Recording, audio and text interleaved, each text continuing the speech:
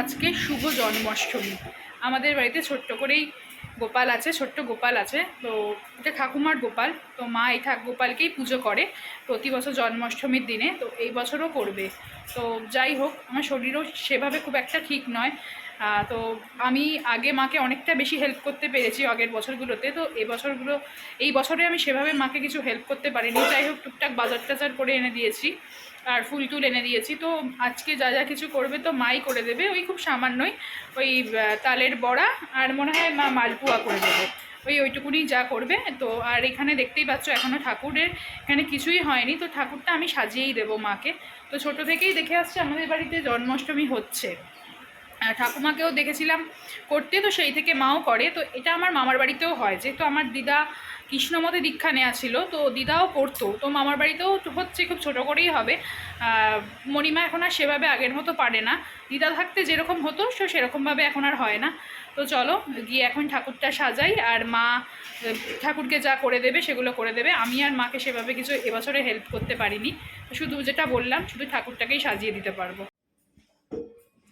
তো এখন আমার এখানে গোপালকে স্নান করাবো। তো এই স্নানের জলটা হচ্ছে, এর মধ্যে আছে হচ্ছে মধু, ঘি, গঙ্গার জল, কর্পূর আর হচ্ছে সাদা চন্দন। এই দিয়ে এখন গোপালকে অভিষেক করানো হবে।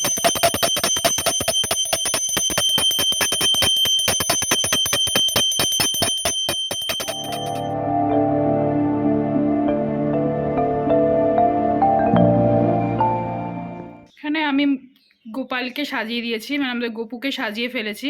আর সেই সঙ্গে আজকে লোকনাথ বাবারও জন্মদিন, তো সেখানে লোকনাথ বাবাকেও একই সাথেই পুজো করা হবে। তো সেখানে আমি মোটামুটি করে একটু সাজিয়েছি, এখনও পুরো আমার সাজানো কমপ্লিট হয়নি। তো আস্তে আস্তে আমি সাজাই, আর মা মায়ের কাজগুলোকে কমপ্লিট করছে। তো এই দেখো আমাদের গোপালকে। এখানে এখন হচ্ছে, এটা হচ্ছে তালের বড়া, সব কিছু মা রেডি করেছে। আর এখানে হচ্ছে মালপুয়াটা রেডি করছে, সব কিছু মাই করছে, এবারে কিছু করার নেই। মা মোটামুটি কতদূর কাজকর্ম? ঠিক আছে, করো। করা কমপ্লিট, তালের বড়া আর হচ্ছে মালপুয়া। তো আজকে বোন হঠাৎ করে বললো তালের লুচিটা করার কথা। তো এটা আমাদের বাড়িতে কোনো বছরই হয় না, তো এই বছরই প্রথম হলো। তো এটা আমরা জানতামও না কিভাবে হয় না হয়, বোন সবটাই দেখে মাকে বললো, মা করলো। তো ঠিক আছে, চলো।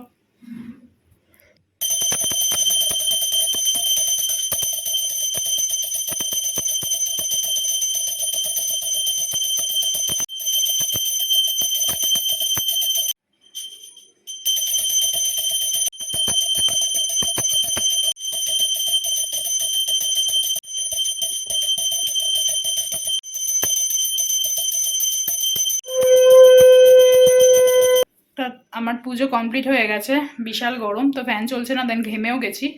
তো এবার শুধুমাত্র কৃষ্ণের অষ্টতর শতনাম এই বইটা পড়ে নেবো। তো কমপ্লিট, প্রতিবার এই বইটা মাই পড়ে। তো যেহেতু আমি মাকে কোনো কিছুতে রান্নার ওখানে গিয়ে হেল্প করতে পারিনি, তাই মা আজকে ওখানে এখনও কাজ করছে, তাই জন্য আমাকে মা বললো তুই বইটা পড়ে নে। তো আমি বইটা পড়ে নিই, পড়ে নিলে পুজো কমপ্লিট হয়ে যাবে। আজকের জন্মাষ্টমীর পুজো কমপ্লিট হয়ে যাবে। দেন কালকে নন্দ উৎসব আছে, তো কালকেও ছোট্ট করেই পুজো করব, প্রতি বছরই করি।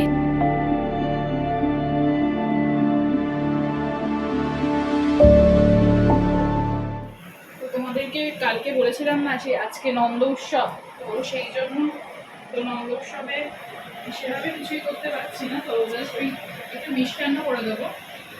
তো সেটা করা হয়ে গেছে, ঠাকুরটাকে সাজিয়ে নিই, সাজিয়ে নেওয়ার পর তারপরে নিয়ে আসবো, তারপর ভোগ নিবেদন করবো। তো আজকে এইটুকুনি, এই রকমভাবেই সাজালাম। তো কালকেও সাজিয়েছিলাম, আজকে সেরকম কিছু ডিফারেন্স নয়, ওই অল্প বিস্তর।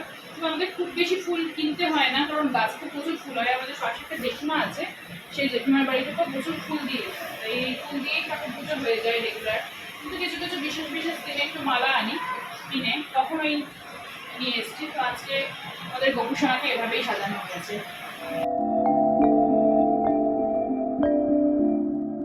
আমার এখানে ঠাকুর পুরো সাজানো পুরো কমপ্লিট হয়ে গেছে, সবটাই কমপ্লিট। তো এখানে ভোগও আমি দিয়ে দিয়েছি, যেখানে মিষ্টান্ন রেডি হয়ে গেছে, আর ফল কেটে দিয়েছি ঠাকুরকে, আর সন্দেশ এনে দিয়েছি রেডি। এবার শুধু নিবেদনটা করে দিলেই কমপ্লিট হয়ে যাবে আজকে নন্দ উৎসবের পুজো।